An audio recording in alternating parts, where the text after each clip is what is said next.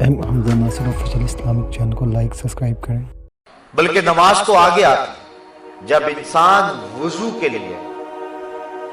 لیے اپنے چلو میں پانی لیتا ہے تو اللہ تعالیٰ اس کے چلو میں پانی لیتے ہی اس کے گناہوں کو معاف فرما دیتے۔ حضرت عثمان بن عفان رضی اللہ تعالی عنہ آپ ایک جگہ تشریف لائے اور آپ نے پانی منگوایا، پھر اس کے بعد آپ نے وضو کیا اور وضو کرتے کرتے آپ مسکرانے لگے۔ جو لوگ پاس کھڑے تھے حضرت عثمان ابن عفان انہیں کہنے لگے کہ تم نے مجھے پوچھا نہیں کہ میں مسکرایا کیوں؟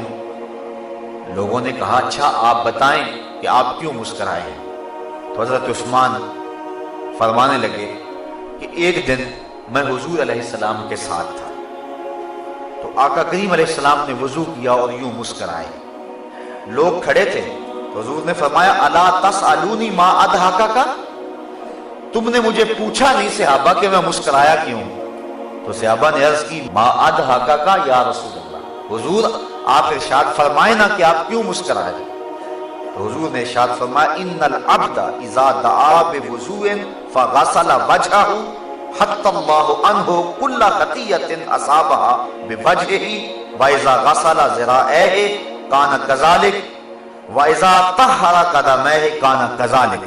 فرمایا جب کوئی شخص وضو کے لیے پانی منگواتا ہے اور پانی منگوا کے اپنے چہرے کو دھوتا ہے اللہ ہر خطا کو چہرے سے دور کر دیتا ہے، اور اسی طرح جب وہ اپنے بازو دھوتا ہے تو ہاتھوں کے سارے گناہ اللہ تعالیٰ دھو ڈالتا ہے، اور اسی طرح جب وہ اپنے پاؤں کو دھوتا ہے تو اللہ تعالیٰ جل شانہ پاؤں کے سارے گناہوں کو دھو ڈالتا ہے۔ نماز کا فضل و شرف اور اس کی فضیلت وہ تو مسلمہ ہے، نماز سے پہلے جو عمل ہے اللہ اس کی برکتوں سے گناہگار کو جہنم کی آگ سے آزادی بخشتا ہے۔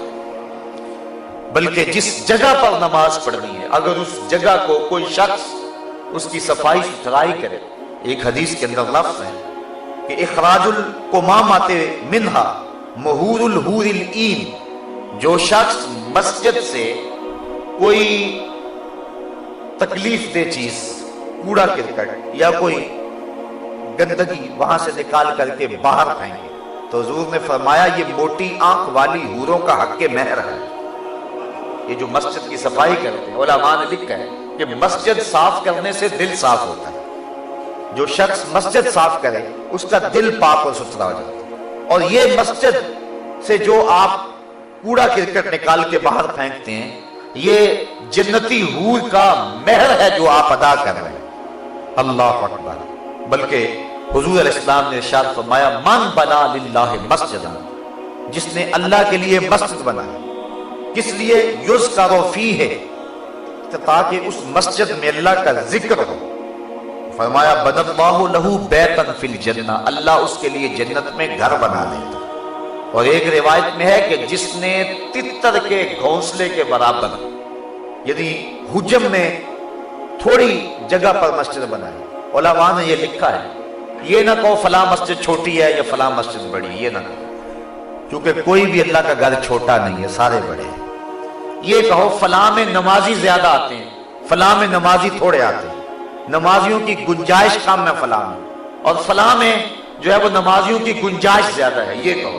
بعض ہم عموماً ہمارے ہاں روزمرہ یہی ہے، ہم کہتے ہیں وہ چھوٹی سی مسجد، چھوٹی نہیں کہنا چاہیے مسجد کو، جس چیز کا تعلق رب سے ہو جائے پھر وہ چھوٹی نہیں رہتی، وہ بڑی ہو جاتی ہے۔ اس لیے اس مزاج کو بدلنے کی ضرورت ہے۔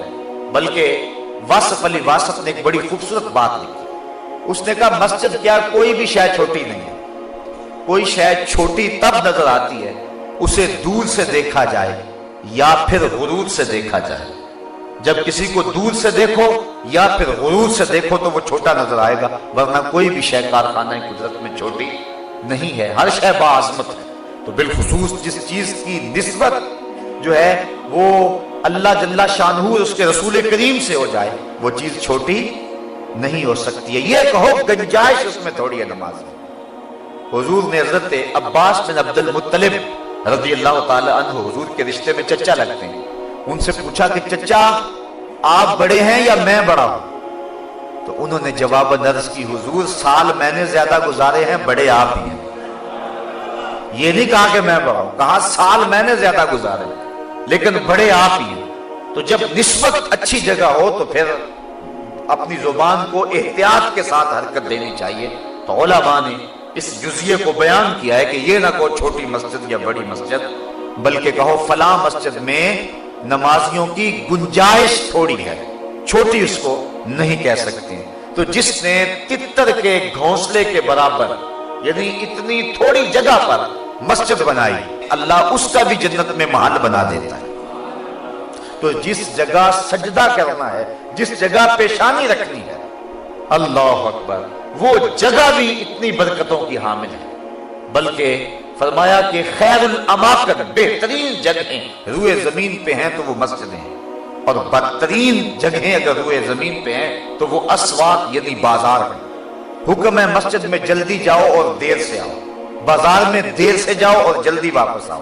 گو ہمارا انداز اس سے مختلف ہے، لیکن حکم یہی ہے کہ مسجد میں جلدی جاؤ، دیر سے واپس پلٹو۔ بلکہ ایک حدیث میں آتا ہے جس نے نماز فجر مسجد میں پڑھی اور پھر وہ ذکر و اذکار میں لگا رہا، بیٹھا رہا حتیٰ کہ سورج طلوع ہو گیا، اور پھر اس نے 2 رکعت پڑھی جس کو صلاۃ الاشراق کہتے ہیں، تو فرمایا اس کو مقبول حج اور عمرے کا اللہ ثواب عطا فرماتا ہے۔ اللہ اکبر۔ تو یہ برکتیں ہیں اللہ کے پاک گھر کی جہاں نماز ادا ہونی ہے۔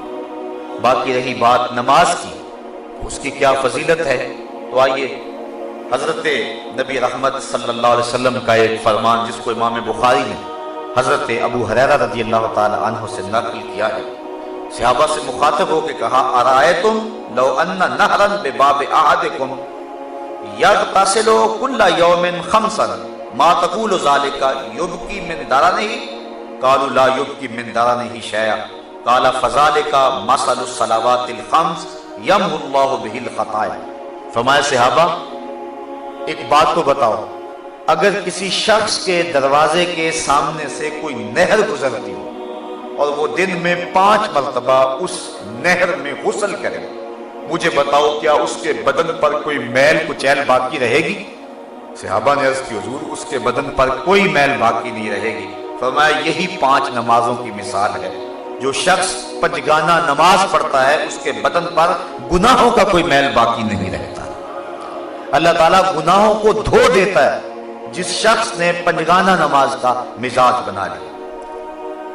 صحابہ فرماتے ہیں، اور یہ بھی حضرت امام بخاری نے حضرت عبداللہ رضی اللہ تعالیٰ عنہ سے روایت نقل کی ہے کہ حضور سے سوال کیا گیا ای العمل احب الی اللہ، حضور سب سے زیادہ اللہ کو محبوب عمل کون سا ہے، یعنی کون سا وہ عمل ہے جو اللہ کو سب سے زیادہ محبوب ہے؟ قال الصلاۃ علی وقتہا، فرمایا وقت پہ نماز پڑھنا۔